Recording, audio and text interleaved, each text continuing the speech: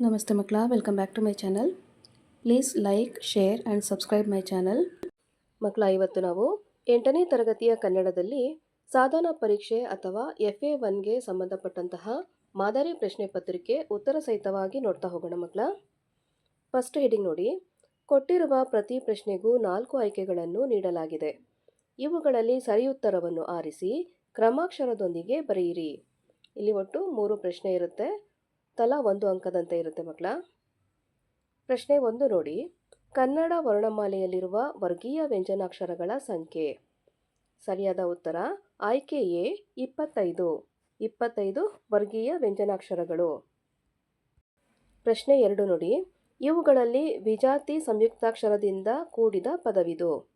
ಸರಿಯಾದ ಉತ್ತರ ಆಯ್ಕೆ ಡಿ ತಾಳ್ವೆ. ಲಾಗೆ ವಾವತ್ತು ಬಂದಿದೆಯಲ್ಲ ಮಕ್ಕಳ, ಅದಕ್ಕೆ ಇದು ವಿಜಾತಿಯ ಸಂಯುಕ್ತಾಕ್ಷರ. ಪ್ರಶ್ನೆ 3ರಲ್ಲಿ 6 ಸಾಲಿನ ಪದ್ಯವನ್ನು ಹೀಗೆನ್ನುವರು. ಸರಿಯಾದ ಉತ್ತರ ಆಯ್ಕೆ ಡಿ ಷಟ್ಪದಿ. ನೆಕ್ಸ್ಟ್ ಹೆಡಿಂಗ್ ನೋಡಿ. ಕೊಟ್ಟಿರುವ ಪ್ರತಿ ಪ್ರಶ್ನೆಗೂ ಒಂದೊಂದು ವಾಕ್ಯದಲ್ಲಿ ಉತ್ತರಿಸಿರಿ. ಇಲ್ಲಿ ನಿಮಗೆ 3 ಪ್ರಶ್ನೆ ಇರುತ್ತೆ. ತಲಾ 1 ಅಂಕದಂತೆ ಇರುತ್ತೆ. ಪ್ರಶ್ನೆ 4 ನೋಡಿ. ಹುಸೇನ್ ಸಾಹೇಬರ ಮನೆತನದವರಿಗೆ ದೇವಾಲಯದಲ್ಲಿದ್ದ ಹಕ್ಕು ಯಾವುದು? ಉತ್ತರ ಬಾಗಲೋಡಿಯ ದೇವಸ್ಥಾನದಲ್ಲಿ ನಡೆಯುವ ರಥೋತ್ಸವದ ಸಮಯದಲ್ಲಿ ಹುಸೇನ್ ಸಾಹೇಬರ ಮನೆತನದವರಿಗೆ ಎಲ್ಲರಿಗಿಂತಲೂ ಮುಂದಾಗಿ ಪ್ರಸಾದವನ್ನು ಪಡೆಯುವಂತಹ ಹಕ್ಕಿತ್ತು. ಪ್ರಶ್ನೆ 5. ಪೆರ್ದೆರೆಗಳು ಯಾವುದಕ್ಕೆ ಮುತ್ತ ನೀಡುತ್ತಿವೆ? ಉತ್ತರ ಪೆರ್ದೆರೆಗಳು ಕರಾವಳಿಗೆ ಮುತ್ತ ನೀಡುತ್ತಿವೆ. ಪ್ರಶ್ನೆ 6. ನಮ್ಮೆದೆಯ ಕಾಮಧೇನು ಯಾವುದು? ಉತ್ತರ ನಮ್ಮ ಕನಸುಗಳೇ ನಮ್ಮೆದೆಯ ಕಾಮಧೇನು. ನೆಕ್ಸ್ಟ್ ಹೆಡಿಂಗ್ ನೋಡಿ ಮಕ್ಕಳ. ಕೊಟ್ಟಿರುವ ಪ್ರತಿ ಪ್ರಶ್ನೆಗೂ 3-4 ವಾಕ್ಯಗಳಲ್ಲಿ ಉತ್ತರಿಸಿರಿ. ಇಲ್ಲಿ ಒಟ್ಟು 2 ಪ್ರಶ್ನೆ ಇರುತ್ತೆ. ತಲಾ 2 ಅಂಕ ಸಿಗುತ್ತೆ ಮಕ್ಕಳ. ಇಲ್ಲಿ ಸೂಚನೆಯನ್ನು ನೋಡಿ. ಉತ್ತರದ ಅಂಶಗಳನ್ನಾಧರಿಸಿ ಪ್ರತಿ ಪ್ರಶ್ನೆಗೂ 2 ಅಂಕಗಳು, ಅಂದರೆ ನೀವು ಸರಿಯಾದಂತಹ ಉತ್ತರವನ್ನು ಬರೀಬೇಕಾಗತ್ತೆ. ಪ್ರಶ್ನೆ 7ರಲ್ಲಿ DVG ಅವರು ಏಕೆ ಸಂಭಾವನೆಯನ್ನು ಪಡೆಯಲಿಲ್ಲ? ಉತ್ತರ ವಿಶ್ವೇಶ್ವರಯ್ಯ ಅವರ ಅನೇಕ ಕೆಲಸಗಳನ್ನು DVG ಮಾಡಿಕೊಟ್ಟಿದ್ದರು. ಅದಕ್ಕಾಗಿ ಅವರು ಸಂಭಾವನೆ ಕೊಡಲು ಹೋದಾಗ DVG ಒಪ್ಪಲಿಲ್ಲ. ಏಕೆಂದರೆ ಇದು ರಾಜ್ಯದ ಕೆಲಸ. ಅಲ್ಲದೆ ವಿಶ್ವೇಶ್ವರಯ್ಯ ಎಂತಹ ಮಹಾ ವ್ಯಕ್ತಿ. ಅವರ ಜೊತೆ ವ್ಯವಹರಿಸಿದ್ದೇ ತಮಗೊಂದು ಹೆಮ್ಮೆ. ಹಾಗಿರುವಾಗ ಅದಕ್ಕೆ ಸಂಭಾವನೆಯೇ ಎಂದಿಗೂ ಕೂಡದು ಎನ್ನುವುದು DVG ಅವರ ತರ್ಕವಾಗಿತ್ತು. ಪ್ರಶ್ನೆ 8. ಕನ್ನಡದ ಹೆಸರನ್ನು ಹೇಗೆ ಹಬ್ಬಿಸಬೇಕೆಂದು ಕವಿ ಆಶಿಸುತ್ತಾರೆ? ಉತ್ತರ ಸಂಕೋಚ ಸ್ವಭಾವದ ಕಸ್ತೂರಿ ಮೃಗ ತನ್ನ ಅಂತರಂಗದ ಕಂಪನ್ನು ಅರಿಯದೆ ಹೊರಗೆ ಹುಡುಕುವಂತೆ ಕನ್ನಡಿಗರು ತಮ್ಮ ನುಡಿಯ ಸೊಗಸನ್ನು ಅರಿಯದೆ ಅನ್ಯ ಭಾಷೆಗೆ ಮನಸೋಲುತ್ತಿರುವರು. ಸಂಕೋಚವನ್ನು ಬಿಟ್ಟು ಕನ್ನಡದ ಕಸ್ತೂರಿ ಕಂಪನ್ನು ಹೊಸ ಹೊಸ ಸಂಶೋಧನೆಗಳಿಂದ ಶ್ರೀಮಂತಗೊಳಿಸಬೇಕು. ಕನ್ನಡ ನುಡಿಗೆ ನವಶಕ್ತಿಯನ್ನು ತುಂಬಿ ಸಂತೋಷದ ಸುಧೆಯನ್ನು ಹರಡುವುದರ ಮೂಲಕ ಕನ್ನಡದ ಹೆಸರನ್ನು ಜಗದಲ್ಲಿ ಹಬ್ಬಿಸಬೇಕೆಂದು ಕವಿಗಳು ಆಶಿಸುತ್ತಾರೆ. ನೆಕ್ಸ್ಟ್ ಹೆಡಿಂಗ್ ನೋಡಿ ಮಕ್ಕಳ. ಕೊಟ್ಟಿರುವ ಲೇಖಕರ ಅಥವಾ ಕವಿಗಳ ಕಾಲ, ಸ್ಥಳ ಮತ್ತು ಒಂದು ಕೃತಿಯನ್ನು ಕುರಿತು ವಾಕ್ಯ ರೂಪದಲ್ಲಿ ಟಿಪ್ಪಣಿ ಬರೆಯಿರಿ. ಇಲ್ಲಿ ಪ್ರಶ್ನೆ ಒಂದೇ ಇರುತ್ತೆ. ಒಬ್ಬರ ಬಗ್ಗೆ ಮಾತ್ರ ನೀವು ಬರೀಬೇಕಾಗತ್ತೆ. 2 ಅಂಕ ಸಿಗುತ್ತೆ ಮಕ್ಕಳ. ಆ 2 ಅಂಕ ಹೇಗೆ ಸಿಗುತ್ತೆ ನೋಡಿ. ಸ್ಥಳ ಹಾಗೂ ಕಾಲ ಬರೆದ್ರೆ 1 ಅಂಕ, ಕೃತಿ ಹಾಗೂ ಪ್ರಶಸ್ತಿಯನ್ನು ಬರೆದ್ರೆ 1 ಅಂಕ. ಈ ರೀತಿಯಾಗಿ ಅದನ್ನು ಡಿವೈಡ್ ಮಾಡಿರ್ತಾರೆ.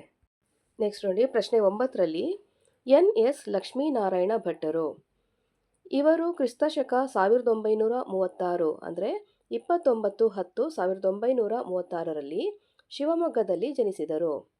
ಇವರು ವೃತ್ತ, ಚಿತ್ರಕೂಟ, ಸುಳಿ, ದೀಪಿಕಾ, ಭಾವಸಂಗಮ, ಬಂದೇ ಬರ್ತಾವ ಕಾಲ, ಬಾರೋ ವಸಂತ, ಅಭಿನಂದನ, ಭಾವೋತ್ಸವ, ಪ್ರೇಮಧಾರೆ, ಕಿನ್ನರಿ, ನಂದನ, ನವಿಲುಗರಿ, ಕಿಶೋರಿ, 10 ಸಾಹಿತ್ಯ ಸಾಧಕರ ಜೀವನ ಘಟನೆಗಳ ಬಗೆಗೆ ಬೆಳಕು ಚೆಲ್ಲುವ ಸಾಹಿತ್ಯ ರತ್ನ ಸಂಪುಟ ಕೃತಿಯನ್ನು ರಚಿಸಿದ್ದಾರೆ.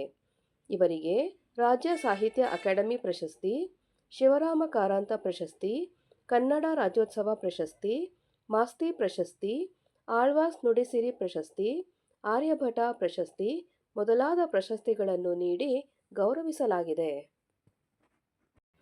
ನೆಕ್ಸ್ಟ್ ಹೆಡ್ಡಿಂಗ್ ನೋಡಿ ಮಕ್ಕಳ. ಕೊಟ್ಟಿರುವ ಗಾದೆಗಳಲ್ಲಿ ಯಾವುದಾದರೂ ಒಂದನ್ನು ವಿಸ್ತರಿಸಿ ಬರೆಯಿರಿ. ಇಲ್ಲಿ ಒಂದು ಗಾದೆ ಮಾತನ್ನು ಬರಿಬೇಕಾಗತ್ತೆ. 2 ಅಂಕ ಸಿಗುತ್ತೆ ಮಕ್ಕಳ. ಪ್ರಶ್ನೆ 10ರಲ್ಲಿ ನೋಡಿ. ಕಟ್ಟುವುದು ಕಠಿಣ, ಕೆಡಿಸುವುದು ಸುಲಭ. ಮತ್ತೊಂದು ನೋಡಿ. ಚಿಂತೆಯೇ ಮುಪ್ಪು, ಸಂತೋಷವೇ ಯೌವನ. ಇದನ್ನು ಯಾವ ರೀತಿ ಡಿವೈಡ್ ಮಾಡ್ತಾರೆ ಅಂಕಗಳನ್ನ?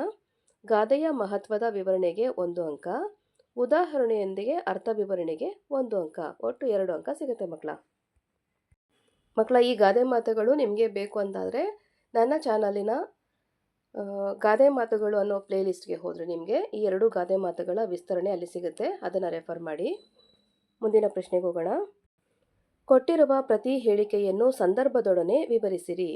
ಇಲ್ಲಿ ಒಂದೇ ಸಂದರ್ಭವನ್ನು ಕೊಟ್ಟಿರ್ತಾರೆ, 2 ಅಂಕ ಸಿಗುತ್ತೆ. ಯಾವ ರೀತಿ ಅದನ್ನು ಡಿವೈಡ್ ಮಾಡಿರ್ತಾರೆ ನೋಡಿ. ಆಯ್ಕೆ, ಕರ್ತೃ, ಆಕರ, ಪಠ್ಯ ಇದಕ್ಕೆ 1 ಅಂಕ. ಸಂದರ್ಭ, ಯಾರು, ಯಾರಿಗೆ ಮತ್ತು ಯಾವಾಗ ಹೇಳಿದರು ಅನ್ನೋದನ್ನು ಬರೆದ್ರೆ 1 ಅಂಕ, ಒಟ್ಟು 2 ಅಂಕಗಳು ಸಿಗುತ್ತೆ.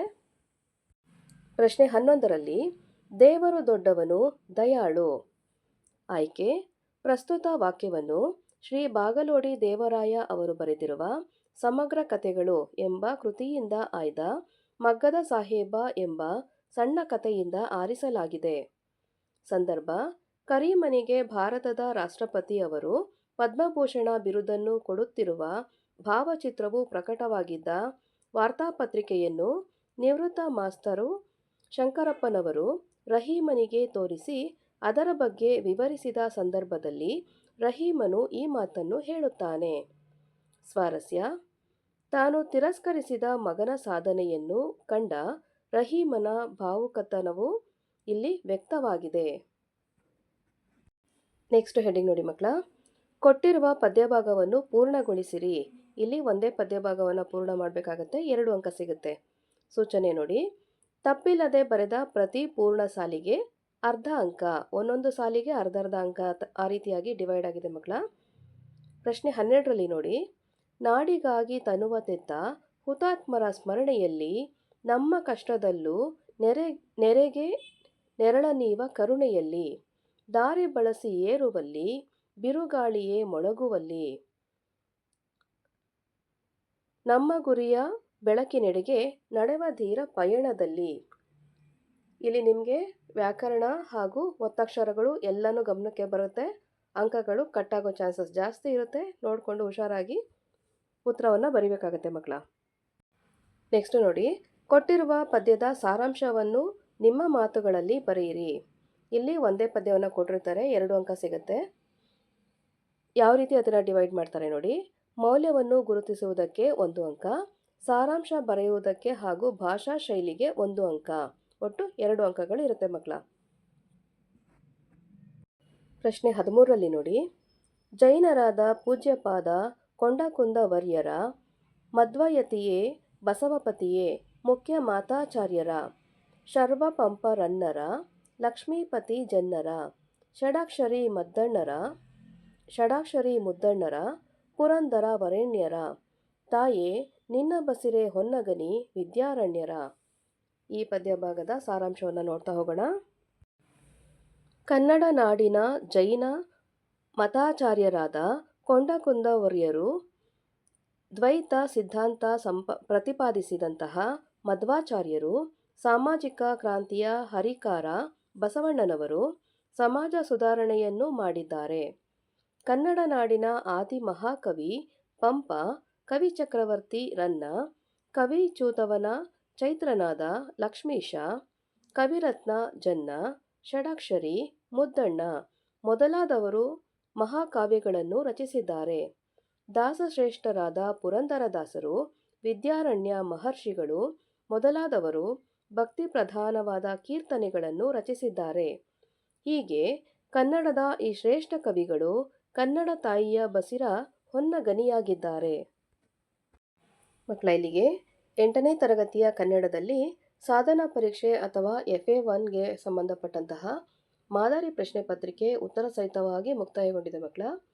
ಈ ಒಂದು ವಿಡಿಯೋ ನಿಮಗೆ ಇಷ್ಟ ಆದಲ್ಲಿ ದಯವಿಟ್ಟು ನಮ್ಮ ಚಾನಲ್ನ ಲೈಕ್ ಮಾಡಿ, ಶೇರ್ ಮಾಡಿ, ಸಬ್ಸ್ಕ್ರೈಬ್ ಮಾಡಿಕೊಂಡು ನಾವು ಹಾಕುವಂಥ ಎಲ್ಲ ವಿಡಿಯೋನ ನೋಡ್ತಾ ನಮ್ಮನ್ನು ಎನ್ಕರೇಜ್ ಮಾಡ್ತಾ ಹೋಗಿ ಮಕ್ಕಳ. Thank you for watching. Bye bye.